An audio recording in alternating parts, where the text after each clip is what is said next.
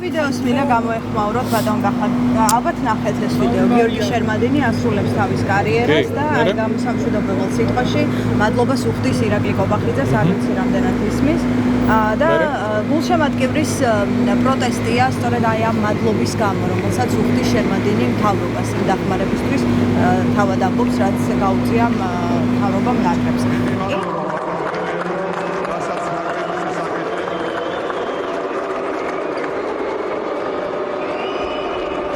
პროტესტებს აი ამ გამოსვლას. თქვენ რას თქვენ რას გეუბნებათ ეს ფაქტი?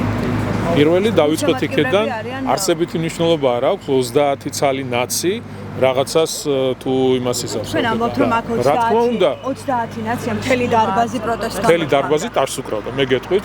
მე გეტყვით? მთელი დარბაზი უკრავდა ტაშს. ეს არის რეალობა და ეხლა 30 ცალი ნაცი რაღაცას დააპროტესტებს, ამას არსებითი მნიშვნელობა არ აქვს, ხო? ეს ქვეყანა ყველასია.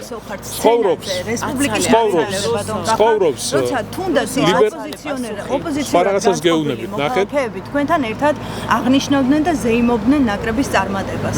მაშინ პოლიტიკური გემოვნება განსხვავებული ჰქონდათ ადამიანებს, მაგრამ ყველა ერთად ზეიმობდა. და რა პრობლემაა? და ერთი წლის შემდეგ რომ ეს პროტესტი არსებობს ახლა, ეს თქვენ რას გეუბნებათ, თორემ რა თქმა უნდა, არიან გულშემატკივრებში ნაცებიც, ქოცებიც და მე რა მაგას გეუბნებით მეც, რომ რა მნიშვნელობა აქვს, მაგას არსებითი მნიშვნელობა არ აქვს. თქვენ რას გეუბნებათ? არაფერს არ მეუბნება. კიდევ ერთხელ ვიმეორებ 30 ნაცი რაღაცა სიტყვის.